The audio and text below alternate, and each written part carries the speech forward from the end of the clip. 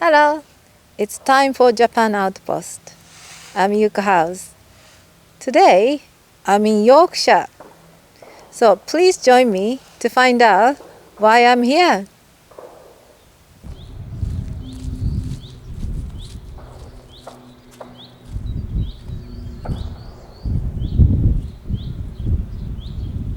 This is a takadai, which is used to make flat braids, and it's a kind of woven technique in that you move the threads to create a shed, which is a gap between the threads, and then you pass a thread through in order to make the weave, and then you beat it.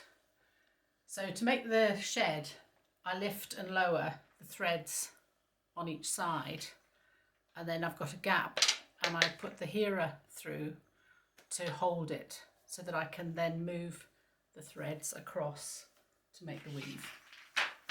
And you do one side and then you do the other side in order to make certain that you've got an even weave across the band.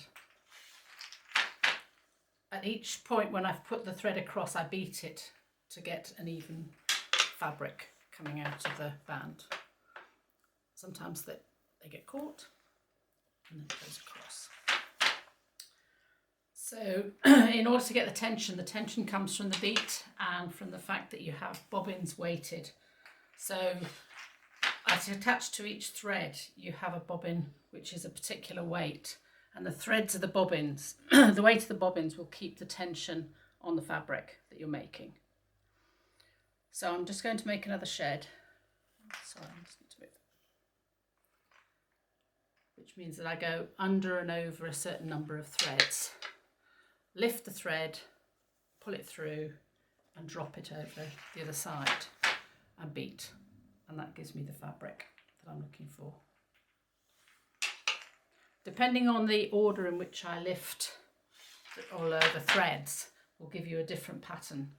So this pattern I'm actually lifting and lowering 2 threads, but for some other patterns it might be 1 or it might be a mixture of threads. The combination of the colours gives you another type of pattern which gives you the colour effect that you're seeing on the braid.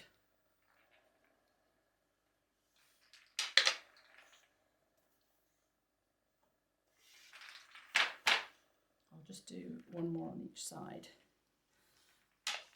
And then the really clever thing about the takadai, which makes it a very interesting piece of equipment, is that when you pass down the bobbin threads, you then lift up a comber and move it so that with a circular action you can make your threads longer, your braid longer, without actually having to have another piece of equipment.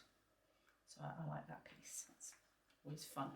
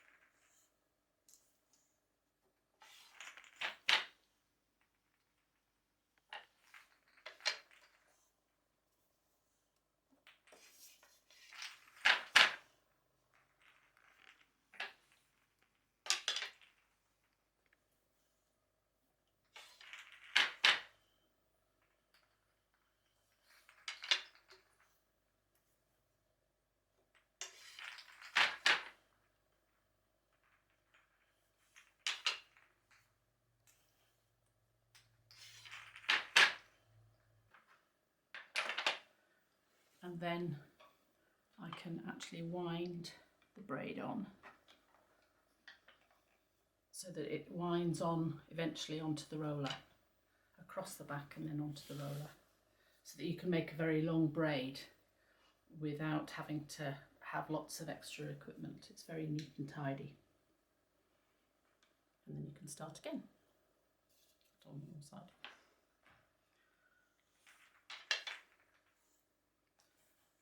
And you continue with that process until you've got the braid to be the length you want it to be. If the threads on the bobbins at the side get to be too short, then you can release the bobbins and just wind the thread down a little bit. So the thread is held on each bobbin. If I lift one up, the thread is held on the bobbin with a hitch that holds the thread, and then you can just pull it off easily, but it'll hold it without slipping.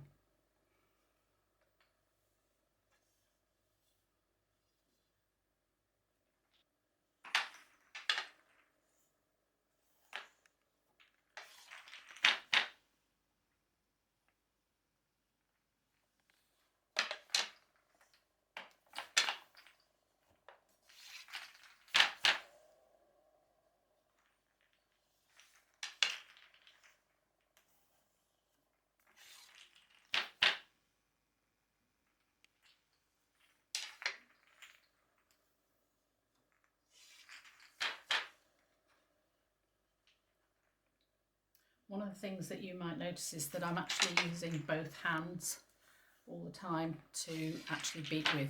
So it's very important that you get an even beat, which means you have to practice a lot to try and get the beat on both sides to be even, because most people are stronger on one wrist than the other.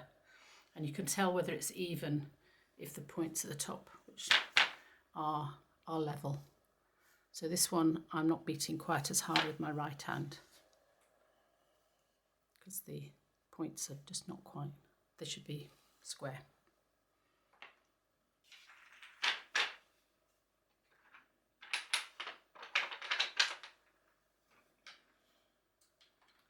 The threads on the bobbins are now getting too short to be able to work with, so I need to lengthen them. And to do that I use a piece of wood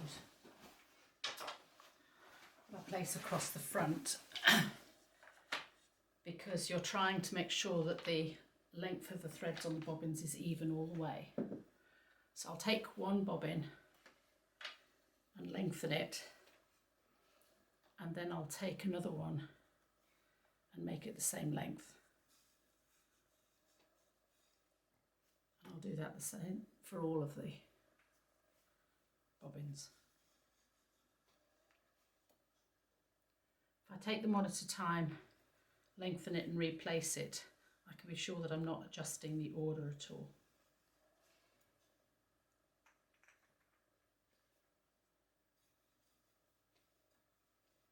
So that my pattern won't be disrupted.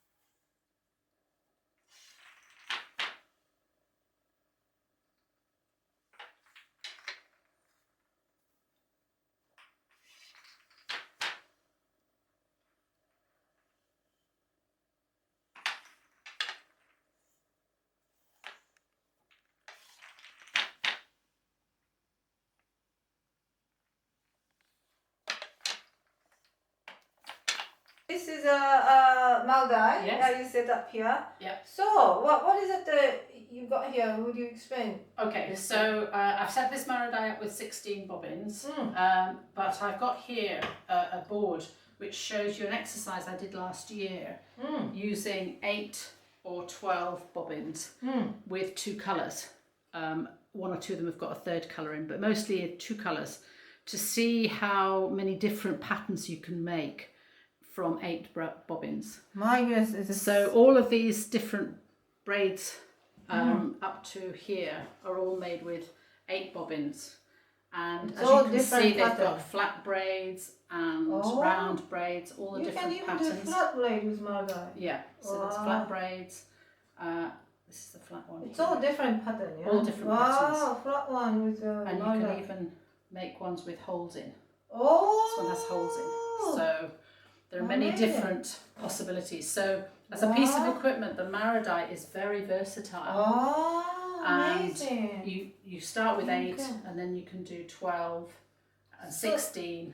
So this variation each time you do different way, Yes. combine the... yes, so the variation comes from the way in which you move the threads on the Maradai. Order. And the order in which you do it. So this one you have set up is yet another one. So this is a different braid again, and this one is set up with 16 bobbins. So again, for the Maradai, the bobbins are all the same weight, and it is the weight of the bobbins and the counterweight that gives you the tension for your braid. So typically when we're making a braid with fibre, the counterweight will be half the weight of the total number of weight of the bobbins. I see. So these bobbins are 70-gram bobbins, and I've got 16 of them. So half of that weight will be in the bag to give you the right tension. I didn't know. And that gives so you have you to the calculate. tension. You have to calculate. I didn't know. So not just any weight. No. It has to be proper. It has to be proper. And for some braids, you might want the weight to be less or more. Depending on the design. Depending on the design and depending on how tight you want the braid to be. Okay. So, there's a lot of variety, but this one is set up with half the weight. I see. So then, will you show me how you do this? So for this pattern, there are 2 distinct groups of threads. There's the green and the white, and the movements I make are completely different. So for the white threads, I'm lifting 2 and moving them across, and then lifting 2 and moving them over. I lift 2, move them across, and then lift 2 and move them over. So one of the things about working with the Maradai is that the movements always tend to be symmetrical, and that you will use both hands at the same time. So this also makes it quicker, but also makes it symmetrical. With the green threads, I'm doing a very simple movement. So I take the outside threads into the middle on the other side, outside threads and into the middle. So the white one's twisted. So the white one's twisting. Twisted. Yeah.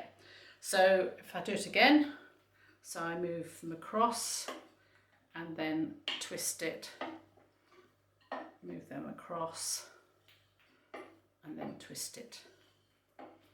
And then with the green ones, the outside ones go into the centre, outside ones into the centre. And then I'm ready to start again. And it's just easier if you just straighten up your bobbins each time you do it. So if I do it again, take it out and move it,